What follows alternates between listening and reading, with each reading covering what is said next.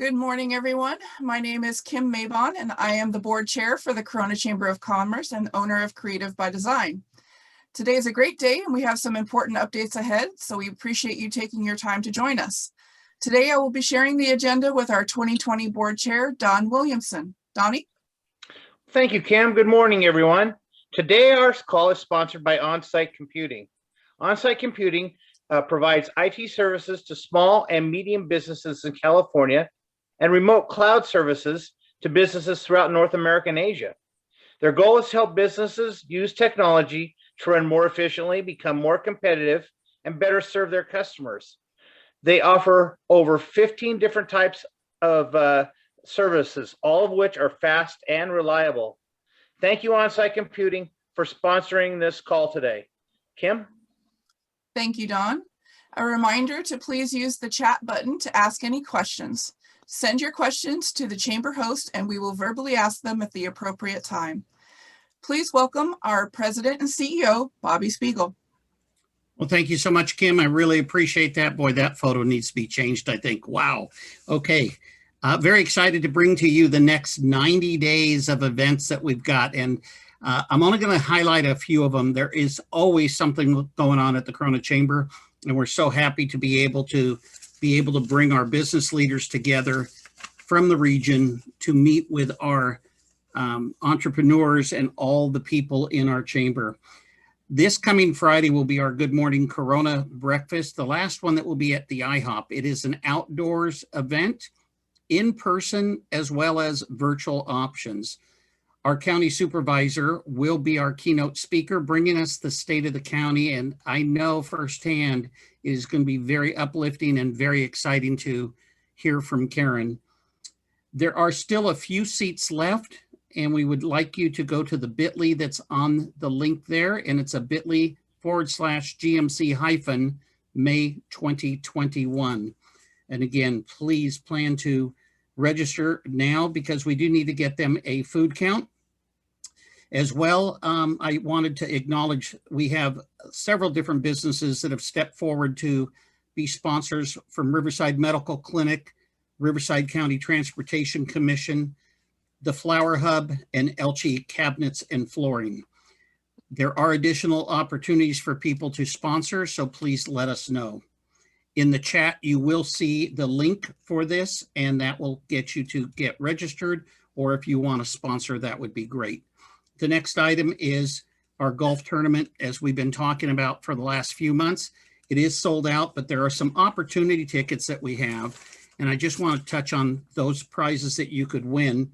A shotgun certificate donated by Sportsman's Warehouse, a 50-inch smart TV, a $250 Glen Ivy gift card donated by United Paving, $200 in local gift cards, and a foursome of golf donated by Eagle Glen Golf Course. You do not need to be present to win. On the screen, you'll see the amount of the tickets, how much they are.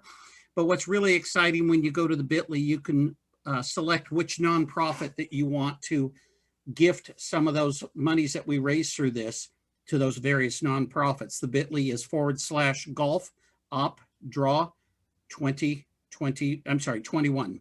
So golf op draw 21. That night, we will be having a twilight celebration as the ending of the golf and the beginning of Memorial Day weekend, and we have got a great band. I know the sheriff posted this beautiful thing about a concert down in the desert. We're bringing it here, and this band is going to just light up everyone. It's going to be a fun time. Live music, casual dinner, and an auction, of course. And we only have a few tickets left for those that would like to come and join us. So please go on to the bit.ly there, and that is bit.ly/twilight21. You will not want to miss it. This is going to be a great, great event. The golf tournament is our presenting sponsors, AFE Power, and they have been fabulous. I did want to touch on a couple of the auction items. We have a Golf Buddy AIM GPS watch. We have a signed LeBron James Lakers jersey. We have a signed guitar from the rock and roll's biggest superstars, a picture of Marvel characters signed by Stan Lee. We also have a helicopter ride donated by the sheriff as well as dinner with him and his wife. And the two of those, you can negotiate the time for that with him, but that is really cool. Lots of other things that are on there. So we encourage you to come to the event, to come and bid on those things. If you have something you want to donate, today is the day to get a hold of Chase at mychamber.org. Our June 3rd event will be a chance for you to receive a one-on-one customized coaching with Paul Webb and Jeff Brandeis. I've been in this program for the last 7 weeks, and it is absolutely mind-boggling to be able to be focused and be held accountable. Oftentimes as business owners and business leaders, we get so tied up and we're managing other people and we're trying to help them, and there's no one to turn to. These guys have given us a tremendous deal here. It's a $75 investment for membership. It's limited to 8 to 10 people, but after that session that we do on June 3rd, then they will go ahead and do individual accountability every single week with you to help you achieve your goals. So we do encourage you to plug into that if you would like to.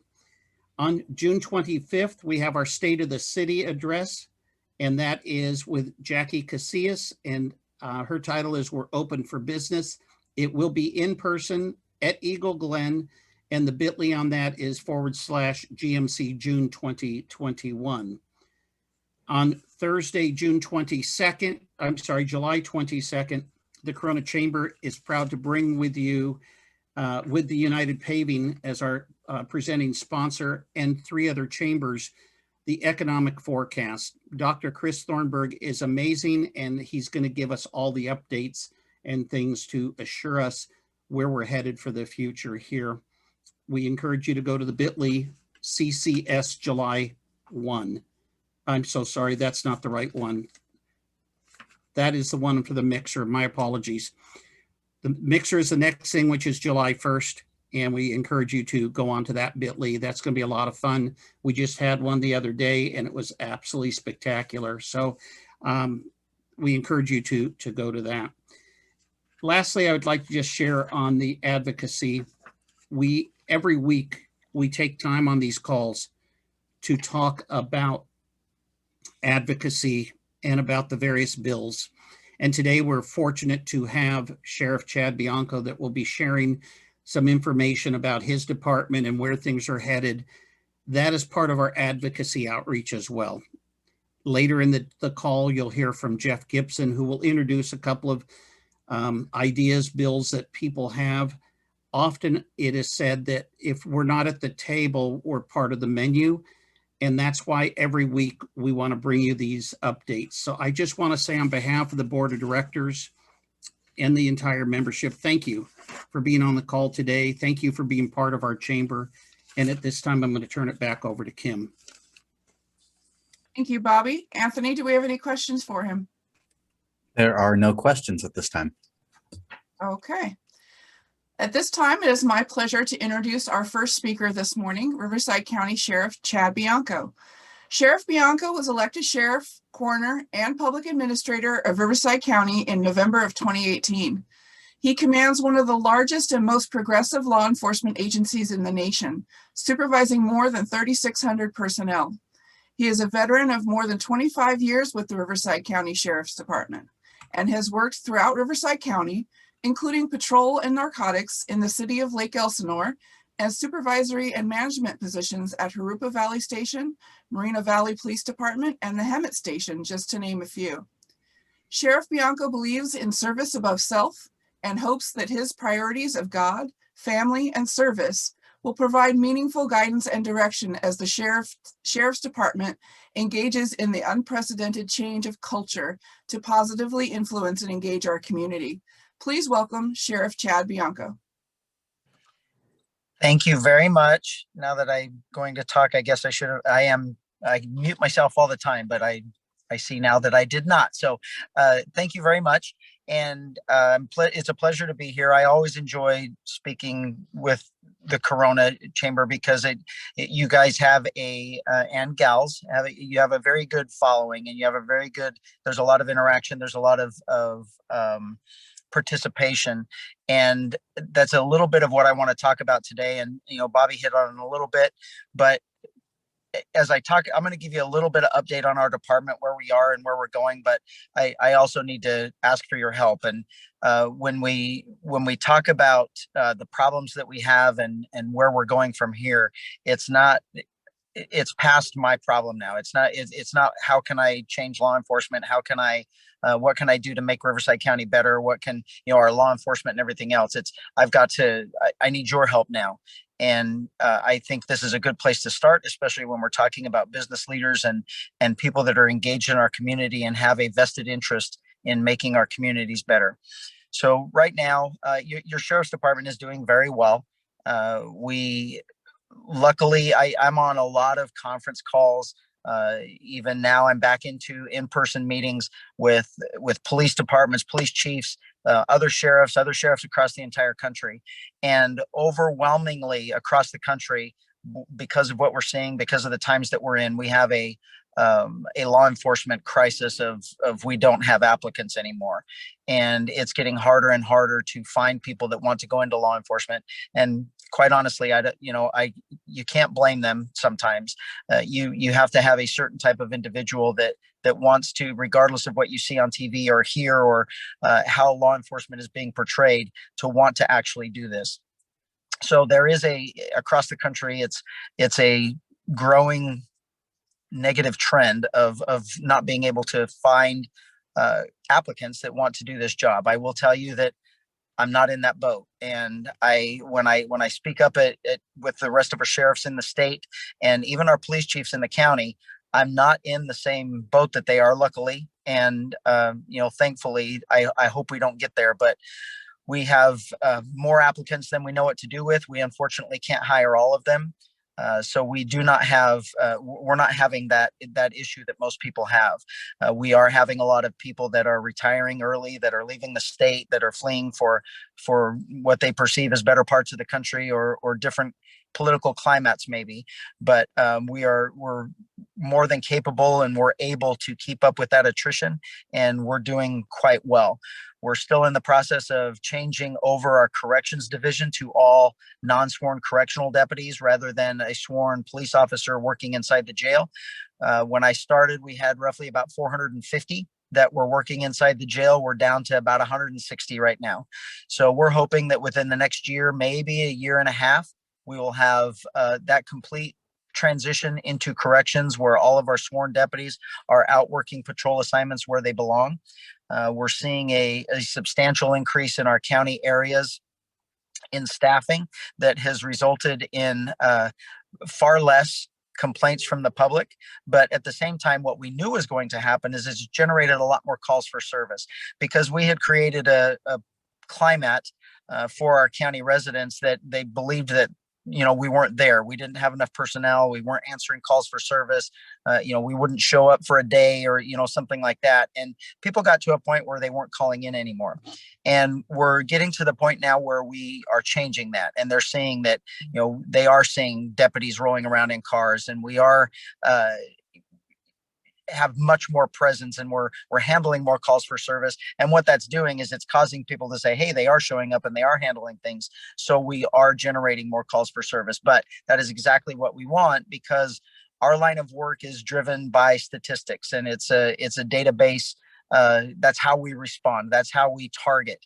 And so if we're not being told of issues, then we don't know of issues. So we're doing everything we can to create a public outreach to where we want people calling in for service. It doesn't matter how minor you think it is. We really need to know about it so we can provide that better service. And as we continue to do that transition for corrections to sworn, we will have more and more in our outlying areas.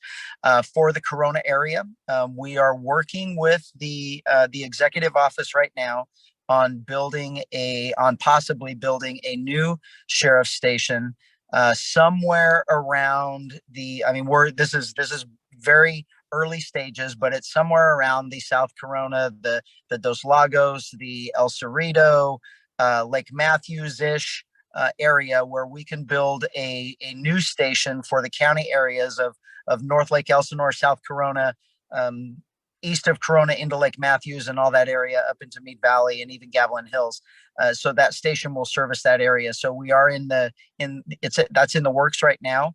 I can't say how fast that would happen or even if the board will approve it, but we do have both of our supervisors that control that area, that represent that area.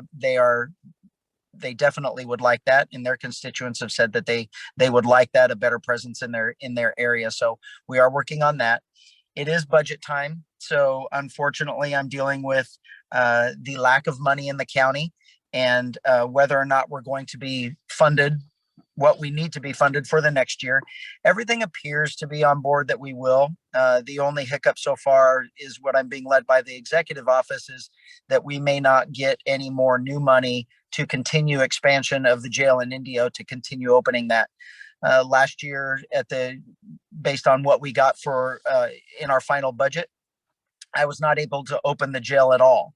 And then because of issues that we had caused by the state with not taking inmates, we were having a hard time. We were releasing too many inmates into in the front door out the back because we were housing state inmates, and we were forced to open the Indio jail even though we didn't have staffing for it. So it was all on a overtime basis, and it was very, very difficult for the first several months. But with that, we continue to make improvements of the savings that we make in corrections by changing to non-sworn from the sworn. We were able to hire more people, and we were successful in opening one floor of that 4-floor jail. And it appears right now that they may not have the funding for us to expand to open another floor, but it's certainly needed. And that will be my big argument this year is I need some money to at least open one more floor, which will give us almost 500 more beds for inmates. So that would be a substantial increase for us for inmate housing, and hopefully that works out. But I certainly can't make any promises because that will be up to the board as to what they decide where the priorities are going and whether or not I'm successful in articulating that need. So other than that, the department is very, very healthy. We're doing very, very well. I just left a meeting with several of our chiefs from the Southwest area, and outstanding interaction between us, a friendship between us, and we're trying to do away with a culture of boundary. And when I say that, criminals don't have any concept of what's a city and what's a county, and where that line is drawn in the city of, is that city boundaries, or now am I in the county area? Am I in Lake Elsinore? Am I in Corona? Am I in the city of Riverside? They really don't care. And the only ones that care are law enforcement. And the people that suffer are it's our residents, it's our constituents, it's the people that we're there to protect and serve. And so when, it's almost on a daily basis, we run into issues of boundary where someone will call for help. And my dispatchers will say, oh, that's Corona's problem, or Corona will say that's a Riverside City problem, or that's a sheriff's department jurisdiction. You'll need to call them. And we're getting to the point where we're doing away with that. So we're going to help whoever calls, and amongst ourselves, we'll figure it out later. We'll figure out who has to do the follow-up. But the bottom line is our residents are the ones that need the help. And if we are here knowing that we're going to put that service above self thing, now we're going to put that service above department, then I think everyone's going to benefit from that. And we want it to be seamless, where it doesn't matter where you live in Corona. If you're around the outskirts, if we show up to handle a call, it's because for whatever reason you were routed to us or Corona was busy. But the bottom line is, in Riverside County, we want everyone to have the absolute best law enforcement that you could possibly have. So I'm working on that with our chiefs. They're very receptive of it. Our cities are very receptive of it. And in the end, it's not about, splitting, dollars to save pennies. It's about providing a better service. So the one thing where I want to make this go, and where we can end on this, and I want to really ask for your help. You can be a very, very, very vocal participant in our state, and you can make it better for us as a whole. The business community, obviously, you all have a vested interest in that, and it is very, very hard for all of you to run successful businesses, for the chamber as a whole to recruit businesses, or for the city to recruit businesses or bring business into the city if crime is an issue, if theft is hard on them, if just the surrounding areas are difficult for them to even want to house that location, that brick and mortar building. And I get asked all the time, what's the most pressing issue for law enforcement? What do you guys have to deal with that's really the hardest thing? And I want to be very, very honest with you. I think for cop work, I don't think that's a hard thing. I think we are very good at doing what we're doing. And I think that when we're posed with a gang issue or a theft issue or a graffiti issue or a homeless issue, we address it and we attack those quality of life issues so we can make it better on our residents who are calling us for help for whatever situation they find themselves in. So when I really had to sit down and think, what's the hardest part of my job and what is the main issue, you really have to believe me when I tell you this. The main issue and the main obstacle facing law enforcement is our state government. And right now, especially, we are in legislative season where they are deciding which bills are going to be made into law and possibly which initiatives are going to be put on ballots. And I have to be, I don't know how I can emphasize this enough. Our current legislature, and I want for everybody out there listening, I will never, ever, ever talk politics when it comes to Democrat, Republican, independent, whatever you are. I really don't care which party you belong to. Everything that I will ever talk on concerns public safety. That's all I care about. I care about public safety. So why I'm bringing this up is because our current legislature, the makeup of our current legislature is without a doubt very anti-public safety. There hasn't been anything that they have done in the last 10 years, and in the last 2 years, it's been exponentially worse. There is nothing that they are doing to make it easier on law enforcement to keep you safe. They are doing everything in their power to make it harder for me to keep you safe. And when I say that, they're passing bills. The goal of the current governor and the current legislature is to empty prisons. They want prisons emptied. They want to close them. Once they close, we will never open them again. It's too expensive to retrofit them.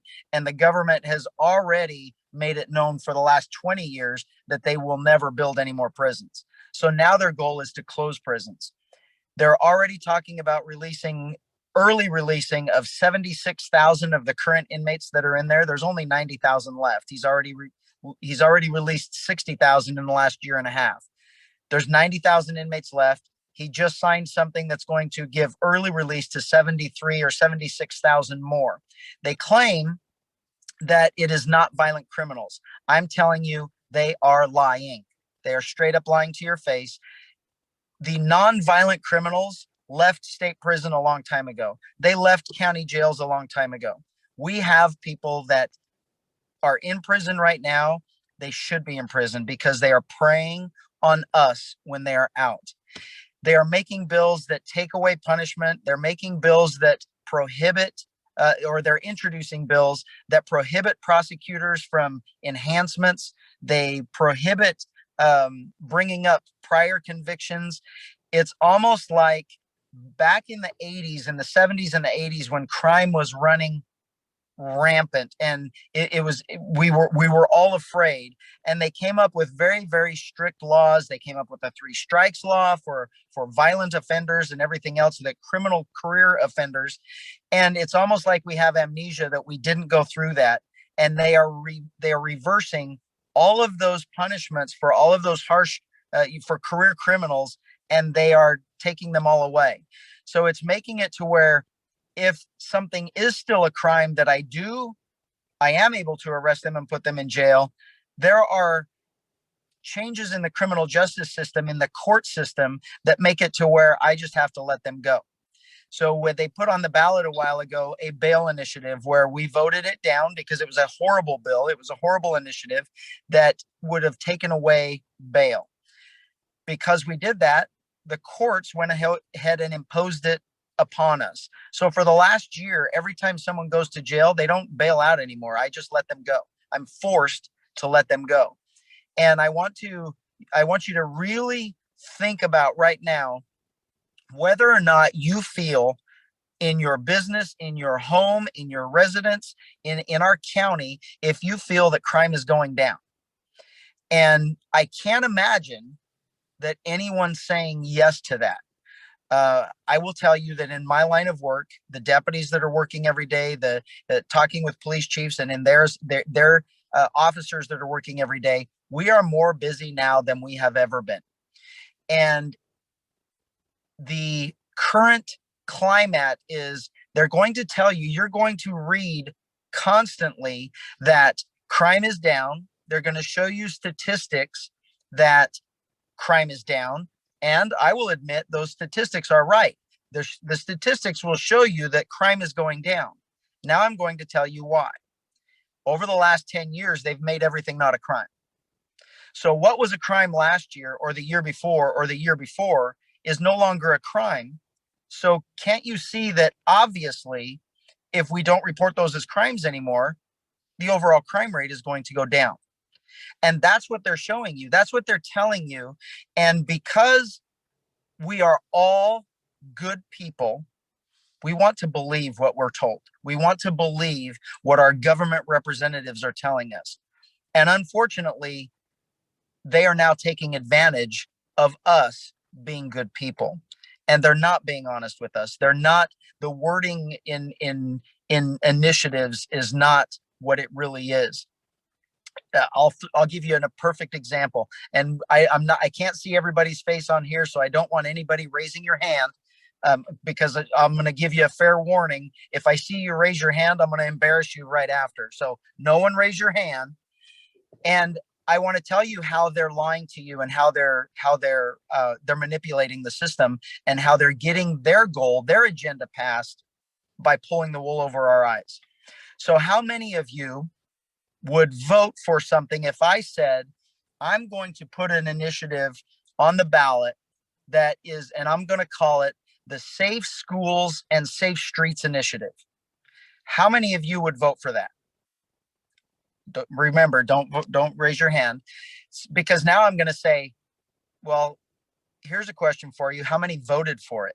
Because that was word for word, that was on our ballot. The Safe Schools and Safe Streets Initiative. That's what it was called.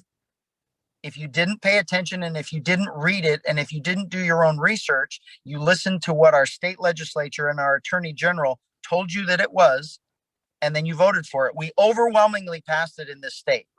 I will tell you, overwhelmingly. So you're not in a minority. It's like 60-some% passed that. That is the bill. That is the initiative that made drugs legal in California. It took away enhancements for crimes against persons. It made it to where violent crime was no longer a violent crime. Rape is not a violent crime anymore. It forced us to release people from custody. It prevented us from ever arresting some people again. For your businesses, that is the bill that made the threshold for a felony theft $1,000, $950. And we all voted for it because it was called the Safe Streets and the Safe Schools Initiative. That's what's happening with our government. So how I'm going to close with this is I'm just going to beg of all of you. I need your help now, because I'm doing everything I can internally to make sure that we provide the absolute best law enforcement for Riverside County. But I need your help as a business community, as business leaders, as community leaders. I need you speaking with all of our representatives, whether it be assembly members or whether it be our senators. And I need you telling them that this has to stop and we're not going to stand for it anymore. It doesn't matter if they have a social agenda, if they, whatever their agenda is, but they must be pro public safety. We have to stop caring about criminals. Criminals are criminals. They're always going to be criminals. And the ones that choose a different lifestyle, they do that on their own. It's not because we let them out of jail or because we don't have consequences anymore. It's because they're deciding that they don't want those consequences anymore, and they do reform themselves. And I will tell you, I have spoken up for, I have signed letters, getting people's records expunged. I'm not this lock everybody away and lock everybody up and throw away the key type of a guy. I believe that if you are going to change yourself, I'll be right there, and I'll try and help you, and I'll be supportive of you. But I can't support criminals. I can't support lawbreakers. I can't support thieves. I can't support gang members. I can't support people that harm and prey on other people. And we need to have a legislature and an elected body of officials that their number one priority is public safety. Government, as we know it in the United States of America, our number one priority is public safety. And I think we've ventured away from that a little bit, and we've worded it other things. And we, even just to touch on a little bit, they use words that we can jump on. They use reform. I'm all for reform. In the very beginning, when I was introduced, I'm gonna have to change my bio because I've never realized that it was in there. But the word, I lead one of the most progressive departments in the world or in the country. If you go by the definition of the word, that's correct, but that's not the meaning of the word anymore.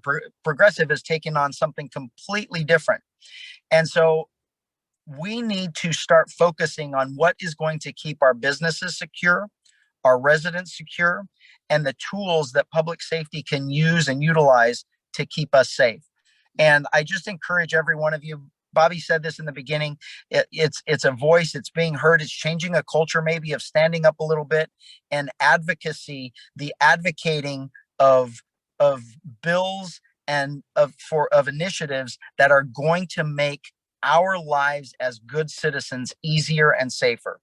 And rather than just take people's word for it, we need to do some research. We need to talk about it.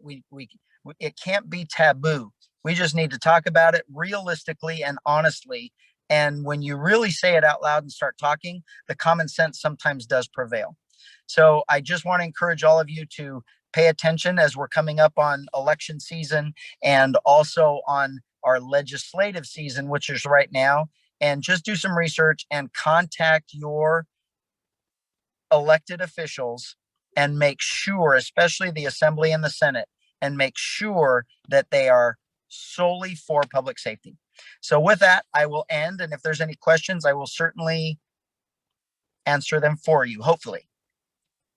Thank you very much, Sheriff Bianco. Anthony, do we have any questions for him? We have a handful of questions for the sheriff. Uh-oh. The first being regarding the defunding movement that is going on in Riverside County, city, and all over the country. Can you update us on this crazy idea? Well, thankfully for Riverside County, most of the majorities of our city elected officials and our county elected officials are not falling down that path. That is an absolute disaster of an idea. It is a horrible idea. And while it may have taken roots in other parts of the country, it didn't here. There's a handful of people that are advocating for it, that are calling for defunding the police and taking money away from law enforcement. But none of our cities are seeing it, and the county hasn't seen it so far. Obviously, it's coming up on budget season, and we'll be arguing against that. But I can tell you that for the most part, the things that the horror stories that we're seeing with New York, with Los Angeles, those types of things where they cut millions and millions, and now just several months later, they have to add millions and millions because their places are turning into war zones. And we're not like that in Riverside County. We're doing fine so far, and hopefully I'm going to find some wood to knock on so we can hopefully keep it in that safe zone. Thank you, Sheriff. The next question is regarding fentanyl in the community. What is the Sheriff Department doing to curtail this? Fentanyl is probably one of our most, if not our biggest, concerns right now, because the amount of fentanyl that is coming into across our southern border in the last 3 months is between 600 and 800%. All of our drugs, our drug seizures are 600 to 800% higher in the first 3 months than what they were all of last year. And fentanyl is one of those. Fentanyl is 600 times. And it's one of those that is our most alarming because how deadly it is. And if I just want to throw this out there, and one thing that I want to say is we're going to be starting, the Sheriff's Department, we're going to start a podcast that's going to be a weekly podcast, and we're going to delve into these types of things, into the pressing issues, and one of them is going to be our drug use and our rampant drug use and the legalization of everything, and then the bringing up of fentanyl, how dangerous it actually is. So fentanyl, take a grain of salt, a dose smaller than a grain of salt is a dose of fentanyl that you'll get serious effects. It's like a heroin. It's much more stronger than morphine. 2 of those doses is instant death. And the problem that we're seeing with this is fentanyl. No one is taking fentanyl. No one takes a fentanyl pill. They don't exist. What's happening is the Chinese are making fentanyl. Most all fentanyl is made in China, and it's being smuggled into the U.S. through the Mexican border, through our southern border. And what is happening is over the last several years, the opiate addiction in this country, with the Valiums, the Percocets, the morphines, the Oxycontins, the oxycodones, and the prescribed drugs, the abuse of prescribed drugs, and then the illegal market for those drugs is huge in the US. Well, China is taking advantage of that by making fake pills that are only fentanyl. So the pills look exactly like a Valium, exactly like a Percocet, exactly like anything that has any type of narcotic drug where you're getting that morphine-ish reaction to your body. They're making it look like that. So an oxy pill is a certain look to the pill with the marking on it and everything. They're making it look exactly the same, except it's all binder with fentanyl in it. And they mix it in bathtubs and in kitchens and everything else. It's not pharmaceutically made. So when you mix that up, 2 of those grains of fentanyl, they get too close together and get put in the same pill. That's instant death. The overdoses that we are having daily are alarming, and it's very, very upsetting to me that no one cares. Our press doesn't care, our media doesn't care, our politicians don't care. I don't want to compare it to COVID, but certainly right now we have far more deaths right now daily from fentanyl than we do from COVID. But we're still hearing about COVID daily, and no one cares about COVID. And this is a nationwide epidemic, certainly a statewide epidemic, and major in Riverside County. So we as a department are having to put many, many resources toward that. In our next year's budget, we are asking for more money for a fentanyl task force. We have that task force in place now that we're targeting only fentanyl dealers, but we had to pull from other resources to make that happen. We're hoping that we get the money for next year's budget, that we can send those people back where they belong in the patrol environment, and we can still have that task force. So it's something that we know is an issue, and we are actively pursuing that. I will tell you that cooperation with Mike Hestron and I, we are certainly on the same page with almost everything, fentanyl especially. Mike was the first DA's office, so me, the first law enforcement agency, and Mike, the first district attorney's office, that has filed murder charges on drug dealers for selling fentanyl. And so far we've arrested, and they've filed charges on 5 people for selling fentanyl pills that ended up killing someone. So we're being very, very proactive in that arena, and hopefully we're able to make a difference, and we're able to slow this down a little bit. Thank you, Sheriff. Just a few more questions for you. Does new revenue from the cannabis business help with new funds for your department? Absolutely not. That is a fallacy. There is no revenue from cannabis businesses, and the revenue that it does generate the tiny little bit of revenue is so absorbed in the rest of government. The argument that we were all going to be wealthy and governments were going to be saved by cannabis is a false narrative. Everyone points to studies in Colorado. There's no real study in Colorado that shows that there's any benefit. And I can tell you there is not a benefit in Riverside County. Thank you. And what are some of your hiring practices? Are college degrees required? And is there anything you can recommend for our children that are considering to join local law enforcement? For kids that are considering, I would encourage you to get involved in our Explorer program. We start as low as 14, where we have the Explorer program that introduces you to the law enforcement environment. We give you uniforms. We give you, a brief introduction into the training. You help us on traffic scenes.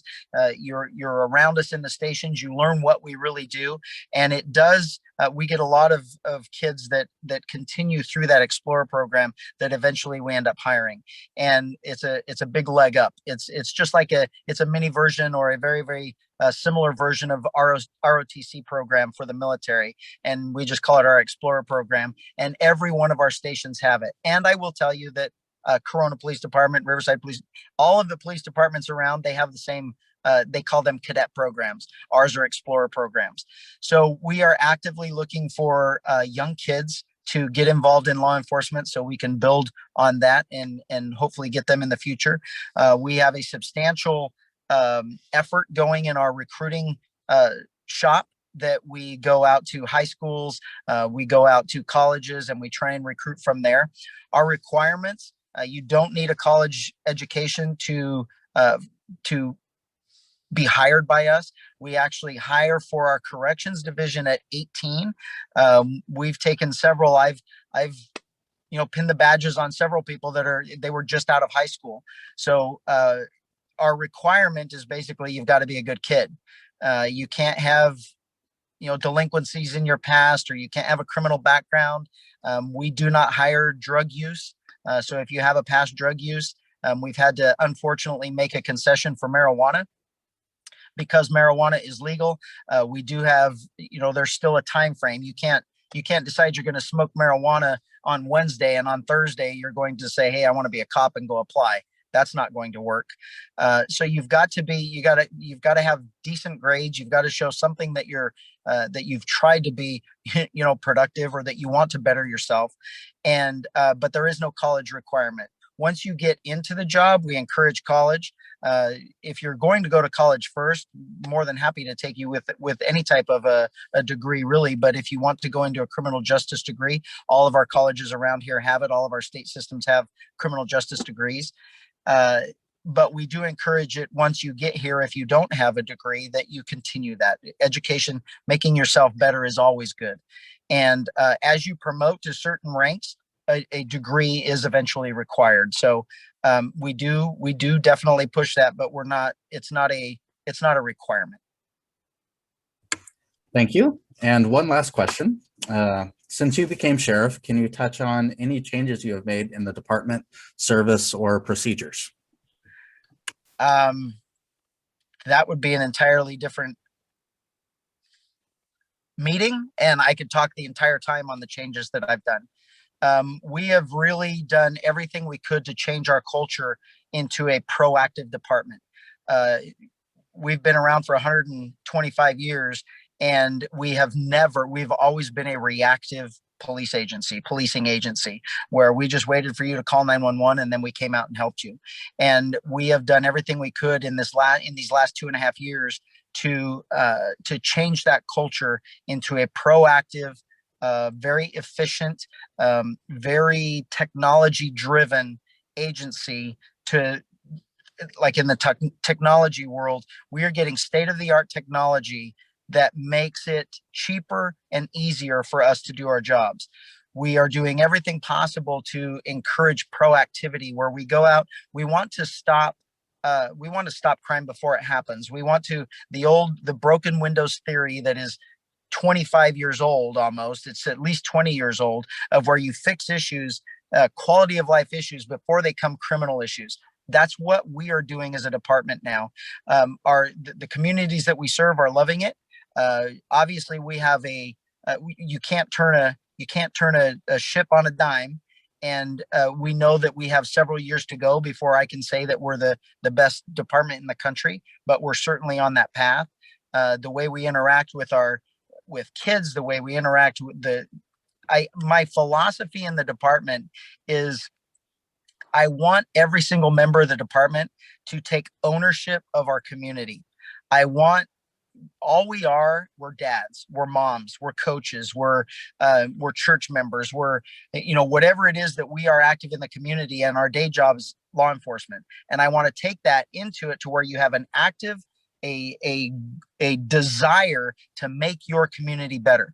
We're encouraging all of our employees, if you want to promote, that you need to volunteer in our community somehow. And that is part of your promotions process. So I want to change, not that I can't say that we were a horrible agency. We're a very good agency with a lot of good employees that wanted to do the right thing, but we didn't have a direction as a whole. And I think that's where we are now. I am an unbelievable advocate of less government. So I am trying to do everything I possibly can to save money within our agency, within our county government, to where I can put more officers on the streets, more deputies in your communities, without going to the board and saying, oh, you just need to give me more money. I'm trying to do my part, changing the way we operate so we can be more efficient in that service.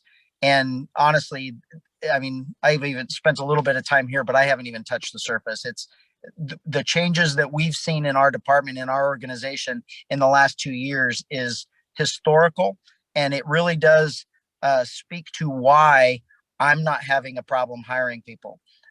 We have people leaving other agencies to come work for us because they see what we're doing, and they see the internal changes that we're making. So it's a very, very big change in our department, and I'm proud of what we're doing so far.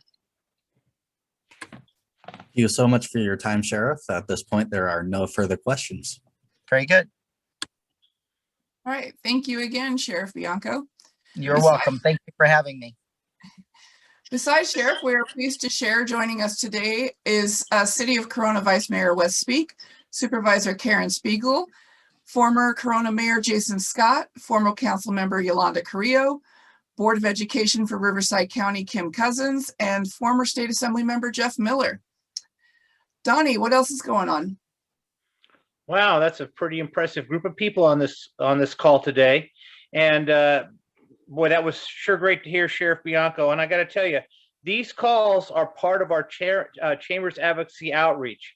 This is one of the services that come with your membership to the Corona Chamber of Commerce. We hold these calls to help educate and empower our members. And if you happen to be on this call, and if you're still not a member, or if you know one in Corona or in this region that should be a member, please let them know the benefits and how great the membership is. And contact Robert Yanez, who is our membership specialist. He can help explain what we do at the Corona Chamber of Commerce. This call is just one of many things. I mean, there are not that many advocates for business that you're going to find that you're going to be able to have access to as you can in the Corona Chamber of Commerce and our advocacy, which has never been as important ever in the history of, at least in my lifetime, as it is right now, as you just heard the sheriff explain. We serve a regional landscape. We're not bound by any geographical limits. So please outreach to Robert today and learn the many benefits and what you get for referring to people here as well. Our chamber is growing. The more members we have, the stronger we are, the more influence and larger the impact that we can have, not only in the region, the county, but the state of California as well. So back to you, Kim. Thank you, Donnie. At this time, we will shift to our advocacy segment where our legislative advocate, Jeff Gibson, will share. Keeping a pulse on what is happening in Sacramento and Washington, D.C. can be a full-time job. With Jeff Gibson's thorough and complete research, he helps the Corona Chamber to act timely on projects and initiatives that help make a difference in shaping our community. As owner of Occidental Communications Group, Jeff takes a 40,000-foot view on most of the proposed bills and then dissects them to our level and how we as business owners and managers will be impacted by these proposed bills.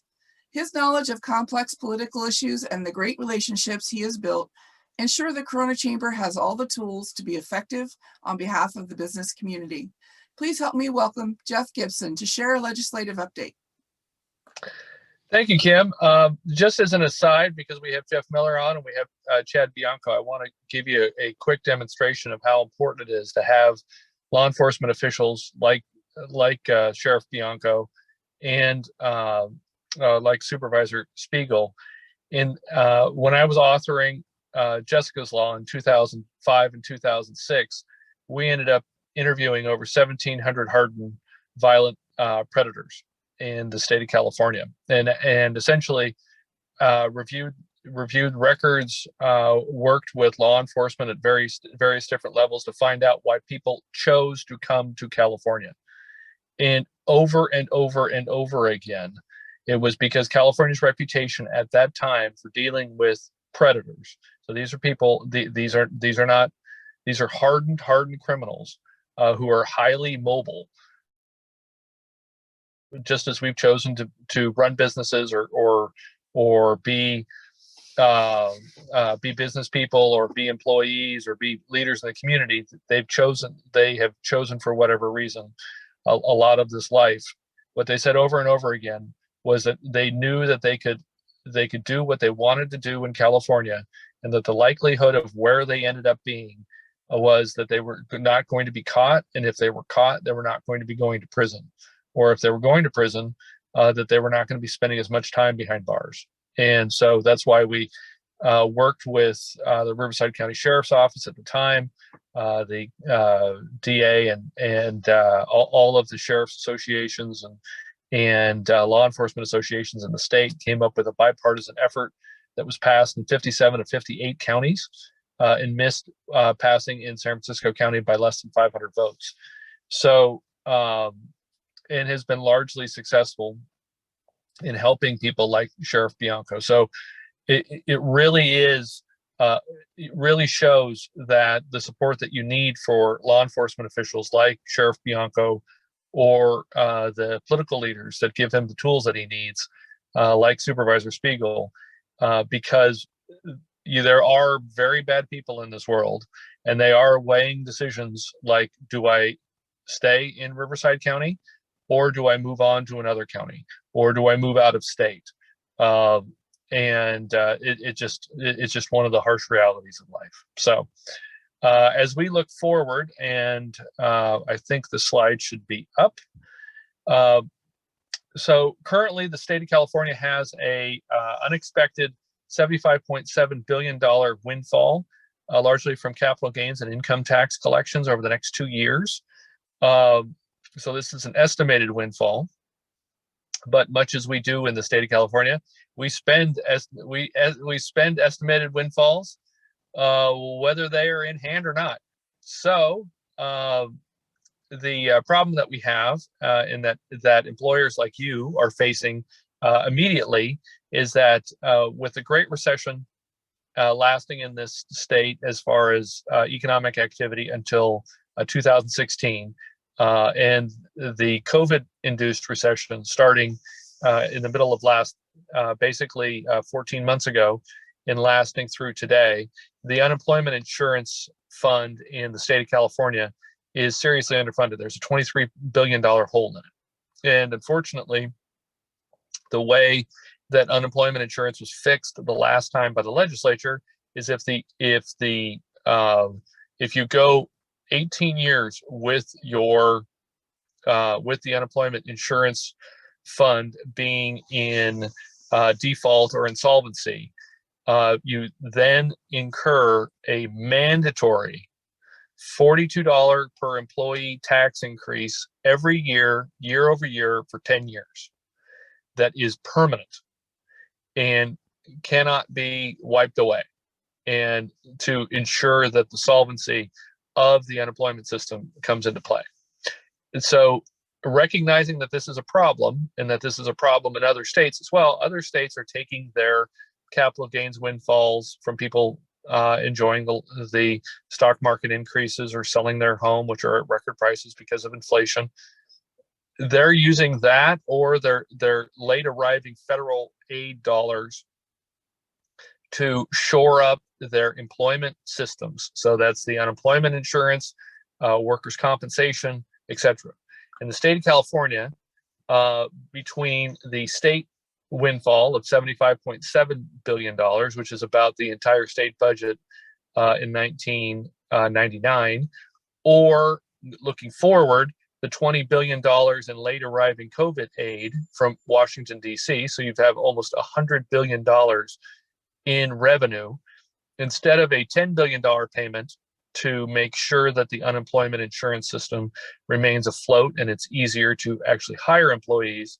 The state is looking at a $1.1 billion payment, which is a nice start, but it is nowhere near what would be necessary to keep the entire system out of insolvency as of July 1st, 2023, which would immediately start to kick off a tax increase that would immediately double your unemployment tax requirements per employee from the current $42 to $84, and then in 2024 it would be $126, and on from there.